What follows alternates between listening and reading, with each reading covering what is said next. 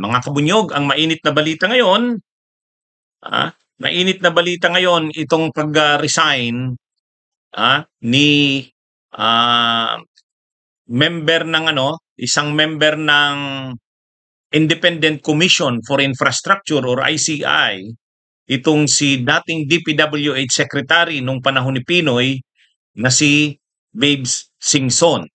O yan mga kabunyog, mga kababayan. Actually, unang lumabas yung balita sa Billionaire News Channel, ang sabi, posibleng mag-resign sa susunod na mga araw si Babe Singson. Ayon di umano yan kay Jacinto Jing Paras.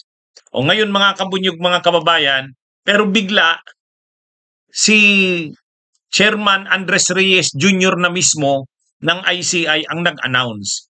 Inanunsyo niya na nag-resign na nga itong si ICI Commissioner Babe Singson. Nakakalungkot ito dahil sa totoo lang, sa tatlong members ng sa tatlong bumubuo ng ICI, ang chairman si Andres Reyes. Member itong si Babe Singson. Isa pang member yung Rosana Fajardo ba yun? Yung sa dating Sisip Goris and Vilayo, auditor. Member din dyan si pero bilang special advisor itong si Asurin, dating PNP chief, pumalit kay Mayor Magalong. Pero sa mga members na yan ng ICI, ang karespe-respeto dyan itong si Babe Singson. Kasi nung panahon na sekretary ito ng DPWH sa panahon ni Pinoy, napakaganda ng record nito. Walang masyadong korupsyon sa DPWH. At hindi ito nagpayaman sa pwesto, itong si Babe Singson. Kaya maganda ang record nito. Ito naman talaga yung isa sa mga nauna kaagad na nabanggit na magiging member ng ICI. Sa katunayan, nung nakikita na dapat nang mag-resign si si Manuel Bunuan, yung secretary ng DPWH sa ilalim ng administrasyon ni PBBM, isa sa mga sinasuggest na papalit itong si Babe Singson. Kaya lang mukhang ayaw na ni Babe Singson. Kaya ang linagay na si Vince Dizon.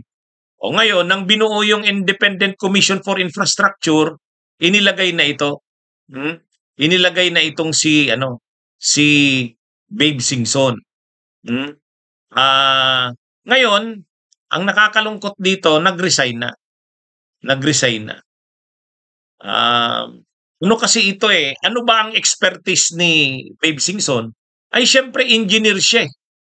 Syempre engineer siya. Kailangan ng technical person sa loob ng Independent Commission for Infrastructure. At siya yun. Ay ang pinag-uusapan dito, mga infrastructure projects, flood control projects, kailangan ng technical person yan. Engineer, ito yun.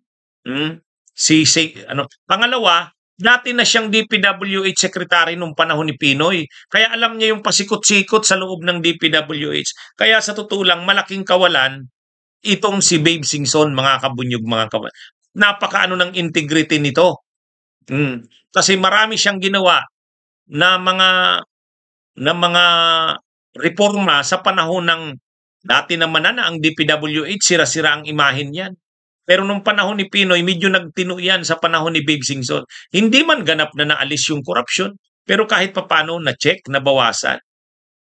Kaya itong pagkakalagay sa kanya sa ICI, maganda yung desisyon na yun ni PBBM, tapos ngayon mawawala.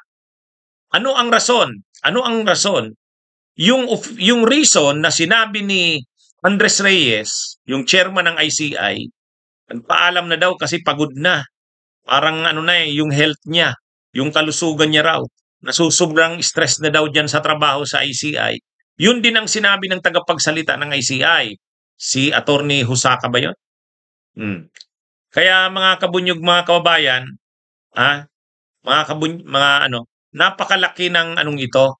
Kumbaga napakalaki ng kawalan para sa ICI. Hindi maganda.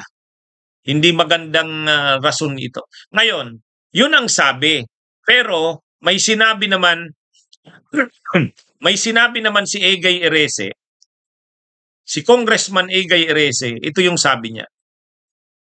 Sabi niya sa akin, o sabi ba daw sa kanya ni Babe Singson, "Why would I risk my life and my family just to solve the Malacanang's problems?" O yan mga kabunyo. Yan ang sinabi ni Egay Erese. Si Egay Erese, kaibigan ni Babe Singson, at itong si Babe Singson ay nagsabi daw sa kanya, masyado na daw siyang nai-stress sa ICI at parang hindi niya na nakita na delikado ang buhay niya, delikado ang pati pamilya niya, tapos ano na siya. Tsaka mayroon daw mga nangyayari na hindi na gusto ni Singson. Ito yon. Ito pa ang sabi ni Egay Erese. ICI is now dead. It has no credibility. Especially ngayon, bago ng bago ang naratibo ng palasyo. Yan mga kabunyog, mga kababayan. So kumbaga, medyo actually napasabay ang balita na yan ng pagre-resign ni Babe Singson dito sa rekomendasyon na wag sampahan ng kaso si Chis Escudero.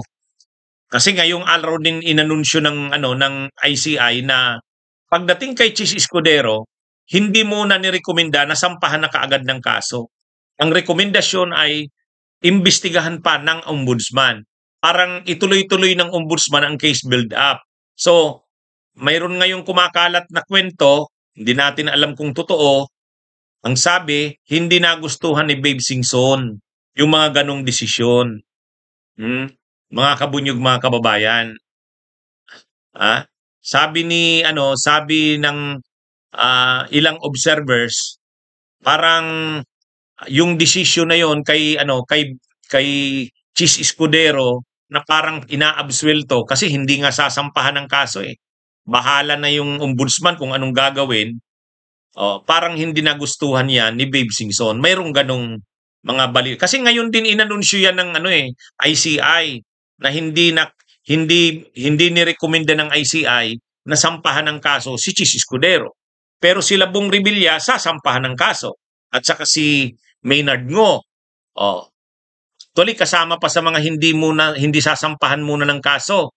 Si Grace Poe, Nancy Binay, yun, mga kasama yon, saka si Chis Escudero nga.